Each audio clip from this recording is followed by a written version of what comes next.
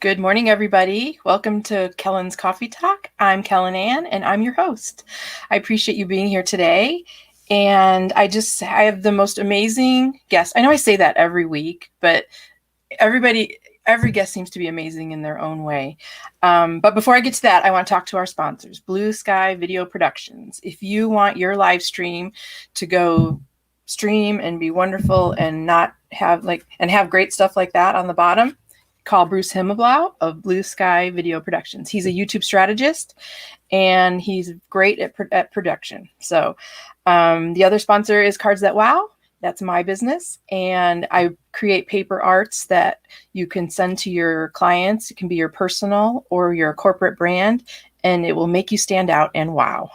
So without any further ado, I want to tell you a little bit about my guest. He is, I consider him a YouTube phenom, and he has 560,000 followers on TikTok. And his YouTube channel, he's just started developing that. And he's got millions of views of his stories. And the theme of this broadcast is going to be respect. So with that, I'd like to introduce to you John Dawson. Hey. Hey, John. Thanks for being here. Yeah, thanks for having me. I'm excited. Well, you have an amazing story. And I mean, you had a football coach that told you weren't going to you couldn't play football.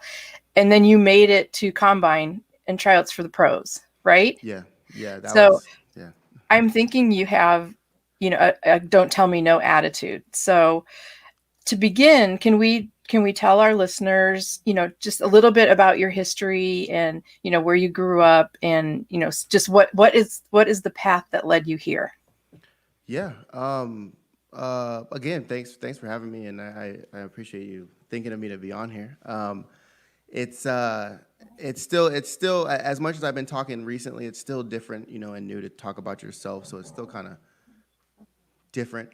But I was adopted early on in life. My mom, my birth mom, and my birth father, obviously, they were not really together, not really anything there. So my mom made an amazing choice to still have me and to put me up for adoption. And she couldn't find a way to take care of me, so she put me up for adoption. And the parents that adopted me gave me a life that I otherwise would never have. And I feel like that's kind of where the basis of everything stems, and my outlook on life is realizing that someone took their hard-earned money, their precious time, and they put it into someone who wasn't their responsibility to start with. And I feel like out of gratitude for that, I want to make sure that I do that. I share that same spirit in everything I do. So that's kind of where everything came from. And then from there, it just kind of went on from,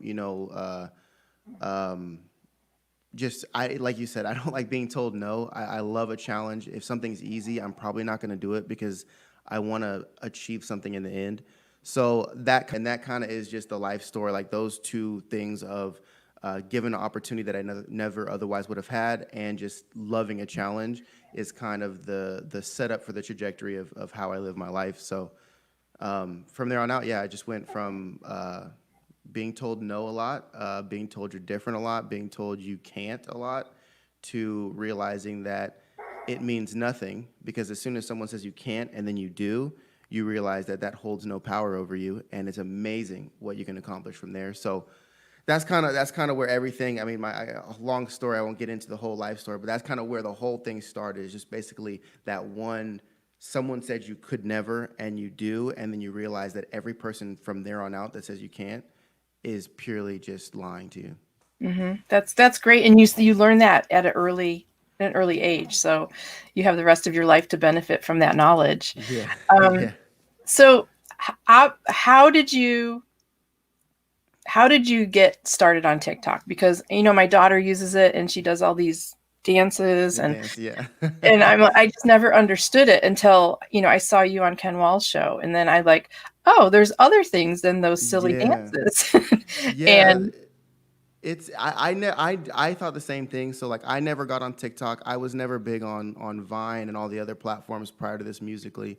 I grow my Instagram through my construction business, and I do like paid sponsors on there where people reach out and I try out products and whatnot. And then TikTok reached out to me and said, "Hey, we want you to move your content of DIY, like how-to videos. We want you to bring that content to our platform."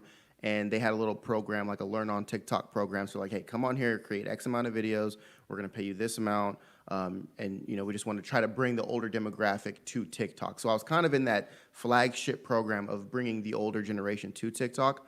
And Mhm. it started out as DIYs, and that's what I was posting. I think I got up to about 40,000 followers just posting DIY stuff, like every day. And I didn't really enjoy it because it was just very empty. Like the followers, no one had a username. It was just user 22756430, whatever. Mhm. And it didn't have that interaction that you have on other platforms where you learn, you build a community, you start meeting your followers. So I didn't really think anything of it. I was just doing it because they were going to pay me some money at the end. Right. Then Black Lives Matter happened. That whole situation happened, and I made 3 consecutive videos just calling its bluff. It was probably 2 days after George Floyd had been killed. No one was saying it. I tried to find someone saying it. It was even like, I think, a day before Candace Owens said anything. Mhm. No one had said anything. And I was like, I'm not letting this go again. I was sitting in my car at a job site watching a little girl and a little boy, both black, playing on the side of the street, thinking about what's happening in the news. And I was like, this is a joke. How are these kids here playing in an impoverished community, and everybody's out there writing for Black Lives Matter, but these kids will never benefit from what's happening? How is Mhm. that really accurate? So that just kind of sparked a fire in me. Made those videos, I think, across YouTube, Instagram, Twitter, and TikTok. They got like over 30 million views. Um, my whole profile shot up, and then I said, well, I stepped in it now, and I guess I just kept I just kept talking. So that's kind of how the TikTok thing happened. And then as I did that, I started to get more onto the side of TikTok where there's adults, there's politics, there's education, there's just a big community of short-term education, meaning like 60-second education. And it's starting to take over TikTok. It's starting to be almost equal proportionately to the dancing and the you know. Whatever else you see on TikTok. So that's kind of how it all started. Well, what I like about you is you express your opinion. You're loud about it, and you don't hold anything back. I don't mean loud, but you don't hold anything back. Yeah. And but you also weigh both sides. You research it before before you have your opinion, and you can. I've seen you on your YouTube channel where you've confronted people, not confronted, but brought people on with a conflicting opinion, and I like that about you because you're fair. Yeah. So so okay, so your TikTok kind of propelled you into like being Politics. known. Yeah. And so now you're kind of the format. I understand, if I understand correctly, the format is not long enough for you to have your video because TikTok's short. You have to be short, Yeah. and so now you're transitioning into more YouTube, and you're looking to up your followers there, right?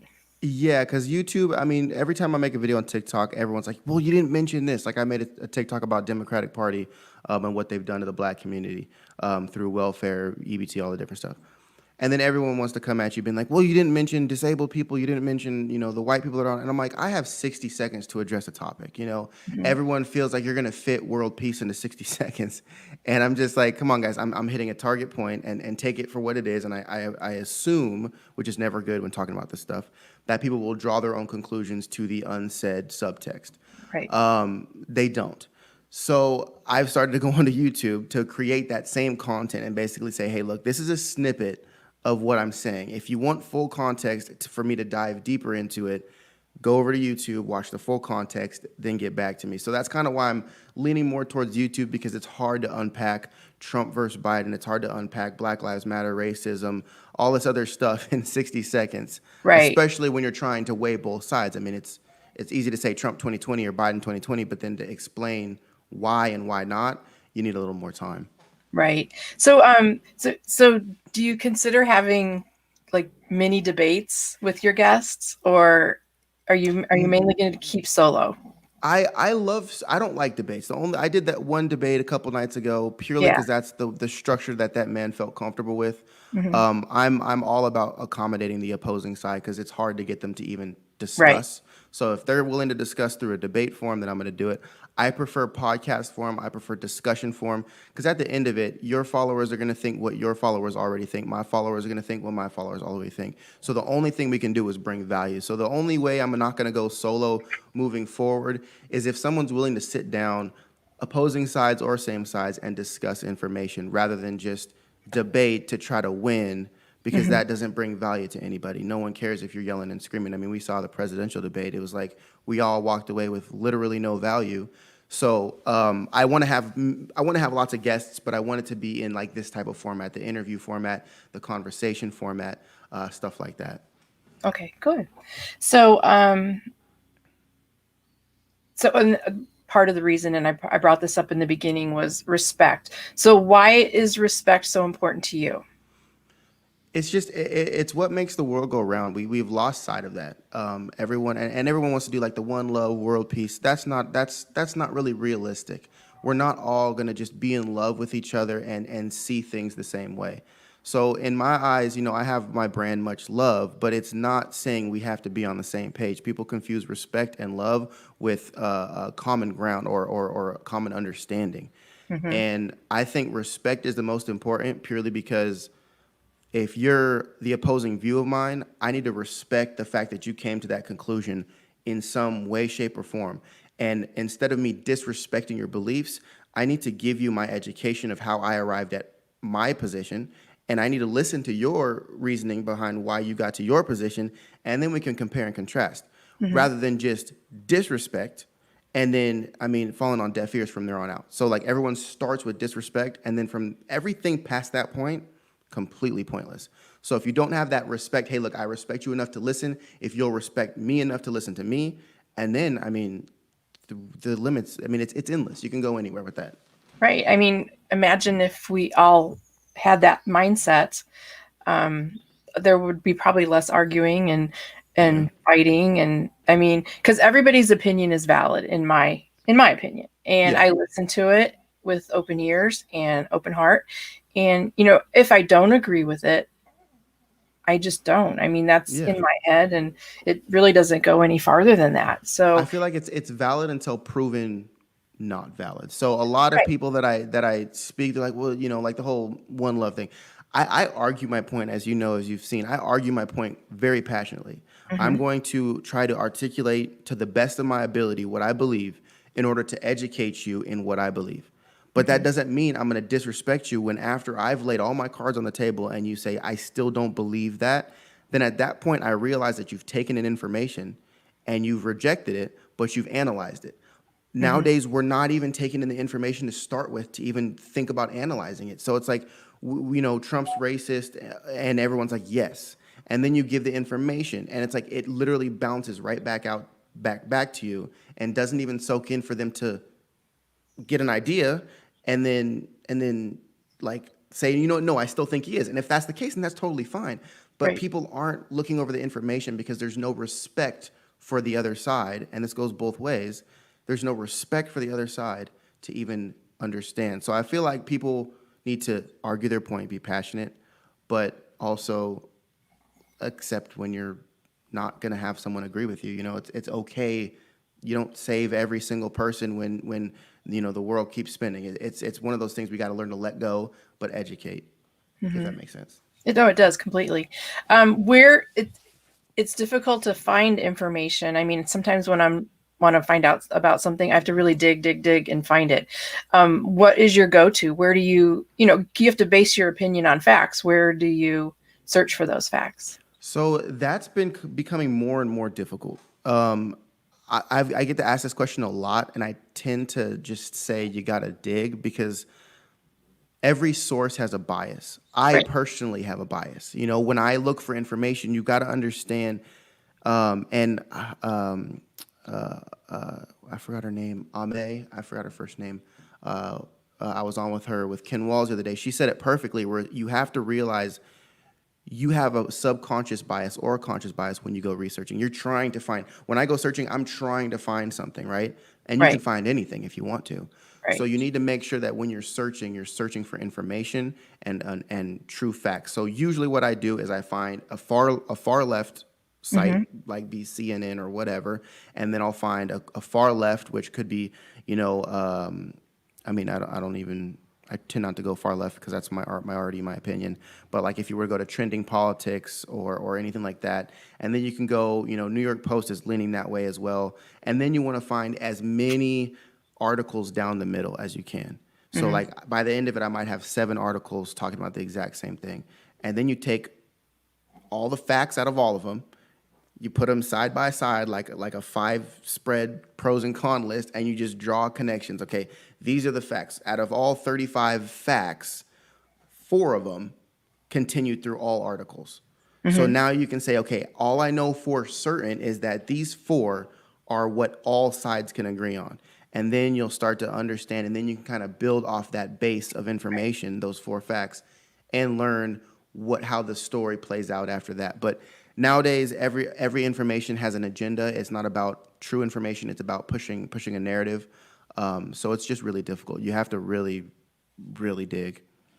So has anybody ever changed your mind? Like when you had an opinion and you've spoken to somebody and they've actually, you went, oh, wait.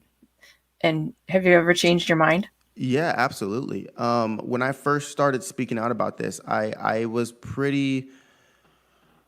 very against systemic racism today. Hmm. Like I didn't feel like systemic racism was still implemented today, and I still don't fully believe that.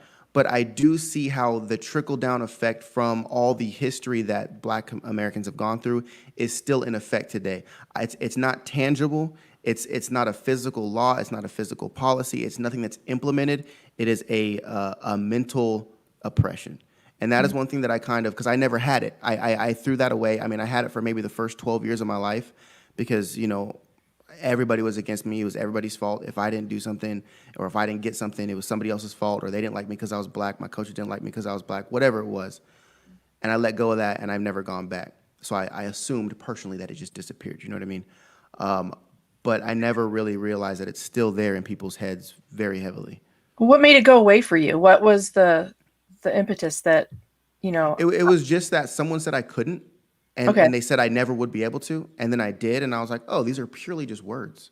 Like it's Hmm. purely just words and people trying to mess with your psyche, and people don't value their psyche enough. They don't value their mental health at all. And I don't mean mental health as in like diseases. I mean mental health Right. as an exercise of the mind to not just receive and accept, but to receive, calculate, analyze, and then see where you're going. I mean that that holds true for anything in your life, not just Yeah. politics or I mean every part of your life that applies to. So, what would you suggest to young people? Because you know you're still youngish, and like how would you help them develop their own opinions? Like you know, not say listen to me or listen to him, but to how would you recommend that they go about not being afraid to share their opinions? Um, I just think just standing firm in your truth, but not so much to where you end up being prideful or ignorant. Okay. Um, a lot of people know what they stand for, and they're not Hmm. willing to learn more. I had that problem when I had the debate the other night. It's like you have someone who's very intelligent and knows how to speak quickly and sound good, but they're not willing to listen and learn. So at that point, it's like you can keep spitting your what you think is the most intelligent thing that's ever come to Earth, but if you're not willing to quiet down and listen to someone else say Hmm. something, then now you're ignorant. Regardless of how smart you are, if you're not willing to listen, you're ignorant because the smartest man in the world has many things that he can still learn. And Right. we're all very far from that. Most of us are. So it's like, I think standing firm in your truth, know your base values and your core truth, but always be willing to pile on top of that and learn more and be respectful during the process. Got it. This is out of order. So you're in Texas, but Yeah. you were born in California. hmm And what made you move to Texas? I went to college in Kansas, so I Okay. got a taste of the Midwest. Bought a house there for the price of a car, Yeah. and remodeled it and sold it for a really good profit, and moved back to California after college while I was doing the combine and all that stuff. And then through the process of football, I traveled to a lot of Midwest states for combines and pro days. And I just, when I went back to California, I lived in California for about 6 months, and I just hated it. It was just, I just despised it. It wasn't. It's regulated. It's meant to encourage the elites to be successful. They make it very difficult for anybody on the ground level to start something. Everybody is mad that the elite and the corporations get tax cuts, but what they don't realize is that when you put regulations on the small people like me who want to start a business, I don't care about tax cuts. I care about regulations so I can go out and start my business so I can start benefiting from the elite tax cuts. So for me, California is the biggest stifler, if that's even a word. They're the biggest shutdowning of regulations or of small companies due to the regulations. And I tried to start a business there, and it was going to cost me like 60 grand just to get my paperwork filed, to get my insurances, my bonds, all this different stuff, to get my seller's license, my employee IDs, all this different stuff. And I was like, I can't do it. So I started looking at different states, and Texas was like, look, come over here, file your paperwork, cost you like $800, and then get your licenses for your sellers and your insurance and your EIN and go for it. And I was like, that's my kind of state. That's an opportunity state. So I just left. I haven't looked back. I just couldn't do California, and it's expensive. I couldn't even afford a house there. Yeah. So do you still have your construction business? Yes. And you're an investor as well now, right? Yes. Yeah. So we do new builds, remodels, and then we're actually now starting to go into Airbnbs. We're going into Airbnbs and doing that more as a full time, where we buy houses, we renovate them, and we use them as short term rentals. Okay, I'm thinking Kira. She's one of my friends. I'm thinking about getting into flipping houses. She's an amazing. She can turn a piece of garbage into treasure. I mean, she's just got the That's touch. what flipping is. So it sounds like it was made for you. Yeah. So, okay, let's talk about your clothing line, which I'm wearing today. Yeah, I like it. I was so happy that it came on time. And then I got this one for my daughter, who's 17. Sweet. Oops, I love it. She loves you, by the way. Wow. She's probably watching. Wait, what's that? That's the site for the much love. I like that it has this thing, the little arm right here. Yeah, look, we got it. Hey. I make cards for all my guests, but I couldn't figure out what to make yours, so I'm gonna actually do this. That would be sweet. So I'll be sending those out to you. That'll be I think Bruce was gonna bring up one of your TikToks. Are you gonna do that, Bruce? We're gonna share. I don't know which one you want to bring up. Sure, I can bring up the whole page, and you can pick which one you want. Actually, let me put you back here. There you go. Okay, so I'm going to bring up your TikTok page, and you can pick out whichever one you think is most appropriate, I guess. I mean, they're all appropriate. Well, I mean, I don't know where your audience stands. They're all appropriate, but I think Kellen has an audience across both spectrums. Yeah, we're pretty mixed here. So we got a very popular one, and then we got something like some basic pulls. So anything that you the number this let's see. I'm hovering. The one right before the one right after the guy with the beard, that one talks about Trump down like the last line. Down in the middle, yeah, that one right there, I think. Down in the middle? Yeah, in the middle. Yeah, that one's, I think, so this one. The right one. The 10.4K? Yeah, I think that one. Okay. It blows my mind. What do black people want? What does the black community want for most of all? Is for the system to be destroyed. The system that implemented all the systemic racism, right? And then someone gets in office that's not a politician, that's tearing down the system, but then we believe the system that we want to destroy when they tell us that the man who's taking down that system is a bad man. So we're like, wait. We wanted the system destroyed. Now someone's destroying the system, but we're believing the system when they're telling us that the man who's destroying the system is bad.